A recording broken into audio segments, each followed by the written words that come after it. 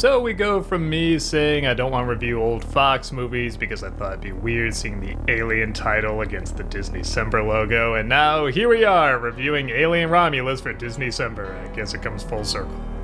Which I guess is fitting because I think that's what this movie's trying to do. Alien Romulus is definitely trying to capture that old school feel of the original two Alien movies, and I'm very appreciative for that.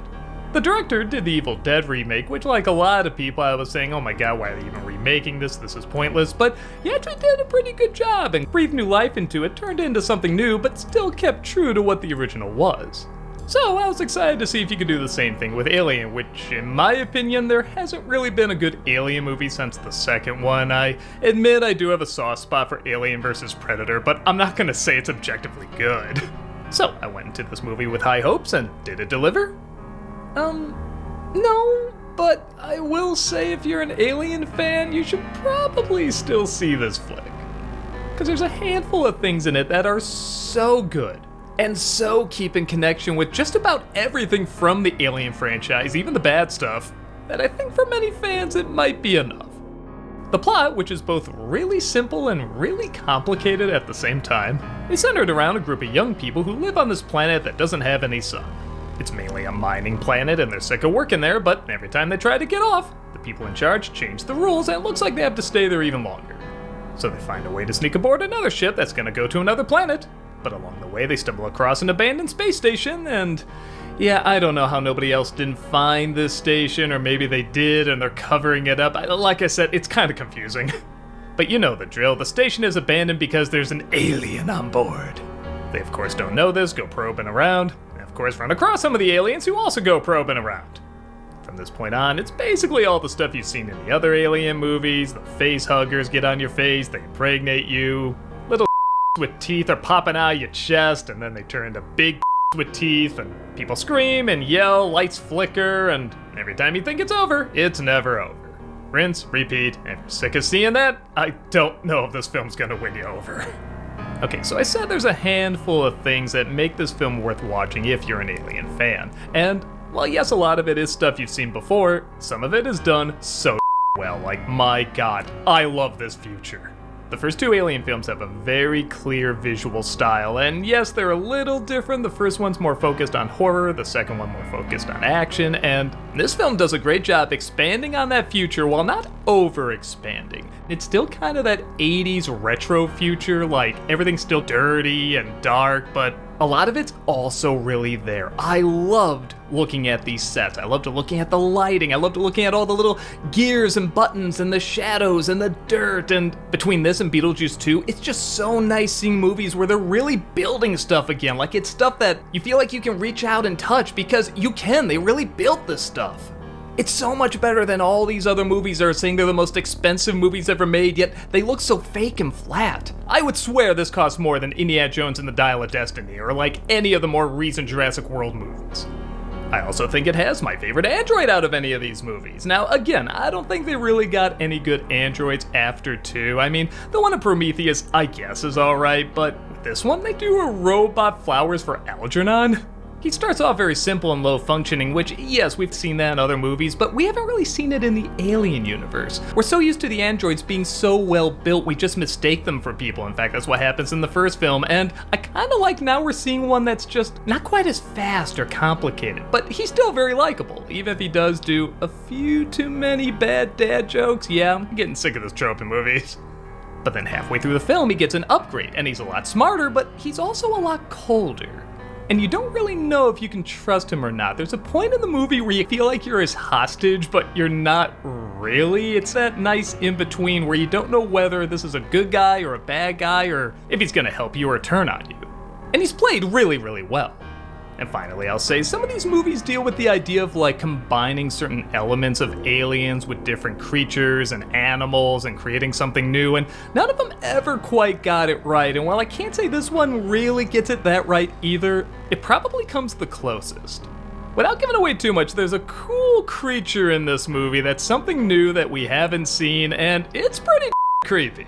I don't know, maybe it's not gonna freak everybody out, but I just loved and hated looking at this thing because it was so creative, but it was also just so unpleasant to look at. I really feel like it's what an alien monster should be like. Aside from that though, yeah, the movie's pretty generic.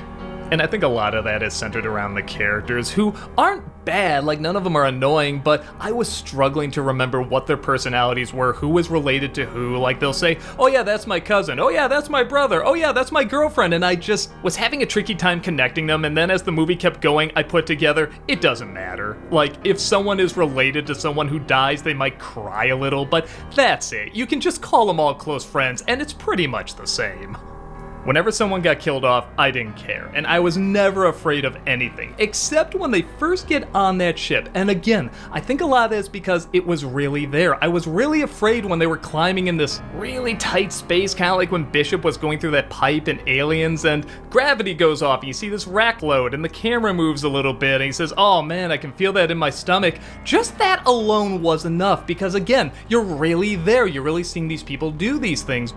But ironically, the scares go downhill when the alien is introduced. It's either stuff you've seen before, or half the time it is CG, and yeah, it's done better than some of the other films, but it still doesn't look that great. Some of the scenarios are imaginative, like there's one scene where they have to float through the acid blood while there's no gravity, or another scene where the face huggers can't really sense them because they turn down their body temperature somehow, and that's how they detect them. Again, it's a little confusing, but I can follow it just enough.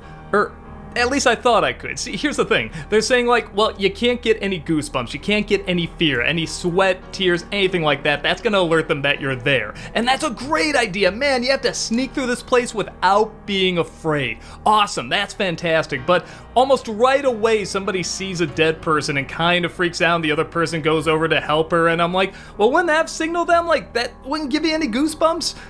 I was alerted there was a cameo in this movie that was really distracting, and for some reason I thought it was near the end of the film, but man, I was wrong. It's in like the first third, and everybody's right. It is terrible.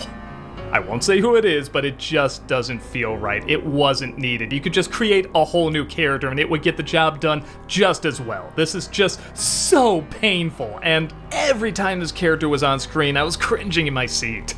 With that said, yeah, the movie sure does love its callbacks. I mean, okay, not as bad as other movies I've seen that do these callbacks, but that me off even more because it was doing so good on its own, just feeling like it's its own story in this universe. But there's so many times where they're like, oh, we have to say this line because this character said it and made it famous. Oh, we have to do this scene because it'll remind people how scared they were when it happened in the other movie, but all I'm gonna do is think about the other movie and how much better it was done there. I guess none of these are awful, but they do add up, and because I'm just not that invested while watching it, aside from the world and this android character, I got bored pretty quick. You're trying to combine all the Alien movies, which is probably not the best idea because they are such different styles. Like, if you were to give everyone a machine gun in the first Alien, it'd be an entirely different movie. It'd be Aliens, but if you were to take all the machine guns away from Aliens, that'd be an entirely different movie. It'd be Alien. These are little differences that go a long way and really set the tone. This film is trying to combine all those tones, and they really don't mesh together.